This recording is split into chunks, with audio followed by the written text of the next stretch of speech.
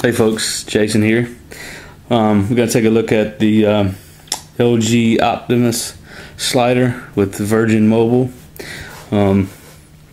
It's one of their newer Android devices that's entered the market. It has volume rockers on the side here. It has I believe it's a mini USB port right here. That's also where you charge the device at and connect it to a computer. Then you have a dedicated camera button, and it's going out of focus here. There we go.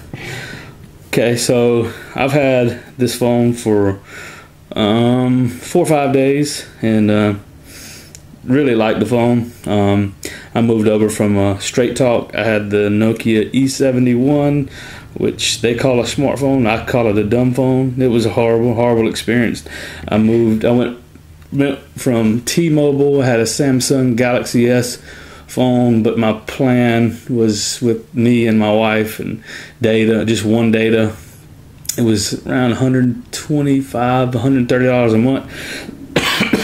So to save some money, we tried Straight Talk. We both of I think it was both phones we had were coming on at AT&T towers, and the Nokia E71 supposedly a smartphone, all the apps. It was something from another decade ago, the technology on that phone. So finally I went ahead and made the break over here to Virgin Mobile, and my wife will soon follow, I'm sure, because she's having trouble with her phone with Straight Talk. And their plans are great, and I'm kind of outside of town here, but I'm gonna go ahead and open it up and take a look around. You have your dedicated, you have hard keys. A lot of the Android phones these days have soft keys right here, like the Samsung Galaxy S. It had them soft touch keys on it. This has hard ones. I kind of like them better. You know exactly what you're touching, and I just think it's better. So, but to lock and unlock, you tap the top, you push the top hard key, and you slide to unlock. So like I said, I've had it 4 or 5 days, and I've done a lot with it already. And have gotten it up to speed, and done a lot of stuff that makes the phone better. What I found is the battery life on it is pretty bad. Juice Defender, which is that app running, it's constantly running in the top left corner of the screen. It monitors the battery and apps and things, and also that app right there is App Killer, and it's a widget that you can install. You install widgets by holding down on the screen where there's no app, and you can put a shortcut to an app, or you can put widgets. And these are a lot of them: Weather Channel, Twitter, etc., etc. Anyway, this is actually a widget. It looks like an app, but that's a widget. When you hit it, it says 2 apps killed, and it tells you the amount of memory you have. Of course, it has the slide-out QWERTY keyboard, which is awesome. It feels like a Sony laptop keys. They're soft to the touch, and it's just a really nice keyboard. So love that. And it also has the swipe keyboard, virtual keyboard. So it gives you best of both worlds. So like I said, I'm loving the phone.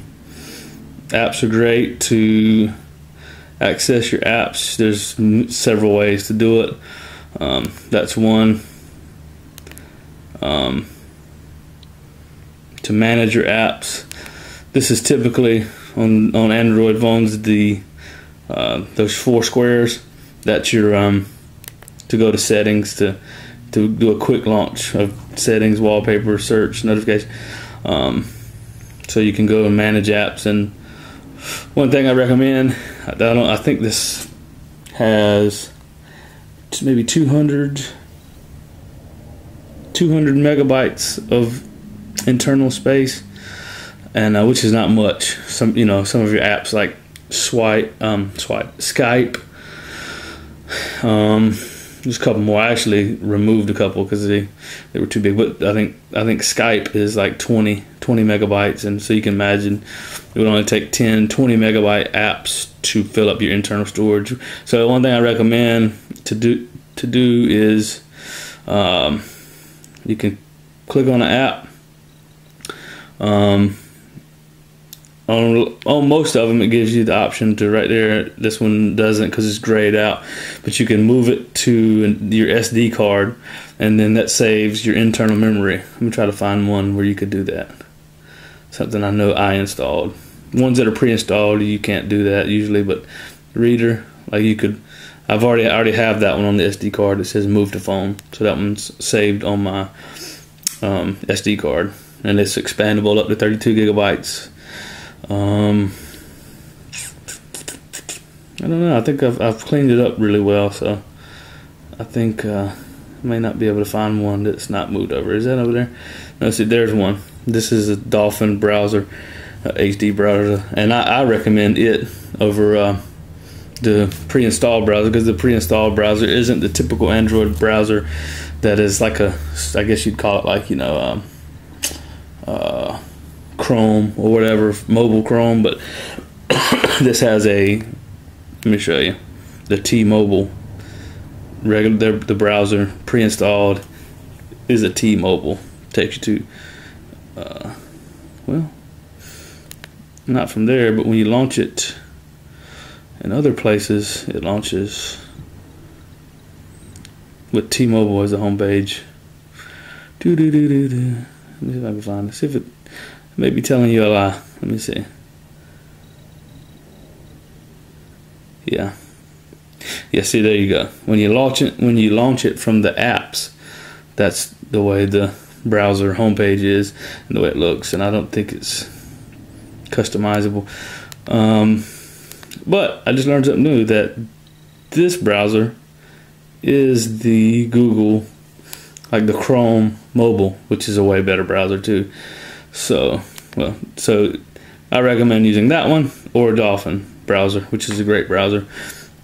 The Facebook app is super nice. And you see, I'm just running off 3G, and you see I have 3 bars, and I live kind of on the outskirts of a major city, so I don't actually live right in the city, but in the city I get great 3G, fast 3G. So that's your Facebook app. You can go back to the home page of it. Everything works flawlessly. It's it's comparable to most modern phones. It has the specs on it are Android 2.3 Gingerbread, 800 megahertz processor. It's close to a gig processor. That's good. 512 megabytes of RAM. That's good. Very good. 3G eVideo, Rev A data network. Comes pre-installed with Think-Free Office, which allows you to open up Word, documents, PowerPoint, Excel, and the like. You have voice dialer and voice search. There and there, and they're in the apps. Of course, you have a couple Virgin Mobile apps pre-installed, which I actually found out they don't work all that great. The market right there, the Android market, is where you'll find most of your apps.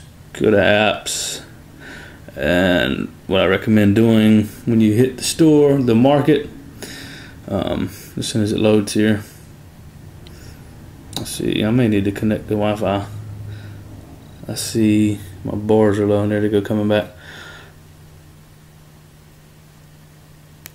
Let me connect Wi-Fi. To do that, settings, wireless network, turn Wi-Fi on, and it'll automatically connect to, this is my home Bluetooth works really good too. Some phones have trouble connecting. Alright, so when that turns green, it'll be connected. It's still obtaining the IP address right now. Or maybe not. So let's try to mark it again. I wanted to show you something here. Here we go. When you go to the market, go over to top free. Always go here first. If you're a cheapskate like me. And so there's a lot of them. Angry Birds, Google Music, and on and on and on. And there's top grossing, top paid, featured, stab picks, editors. Anyway, it's a great store for apps. Watch out, iPhone. But all in all, like I said, you can see how fast everything works just as it should. Messaging, that's where you text that. And oh yeah, so I'll show you. There's your QWERTY keyboard. Oops.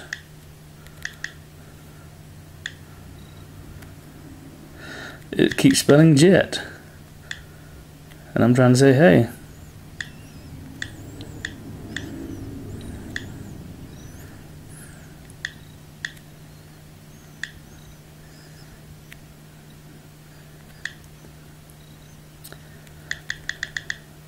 Anyway, just want to show you that. You can type that way,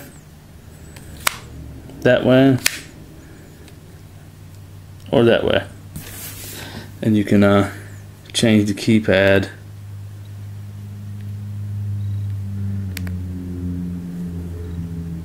Maybe not. Or can you? Let me see.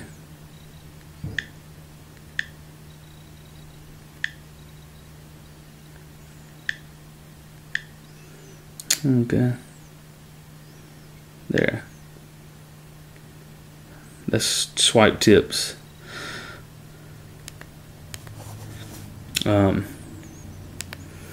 Anyway, I really like it. I'm sold on the phone and Virgin Mobile. So if you're on the fence about purchasing one, go ahead and do it. But make sure that you use Juice Defender or something similar, along with here's the advanced task killer. You can see all these apps, they just want to keep running. So, and this one is the widget. You hit it and it cancels them. So hope you enjoy, and have a good one.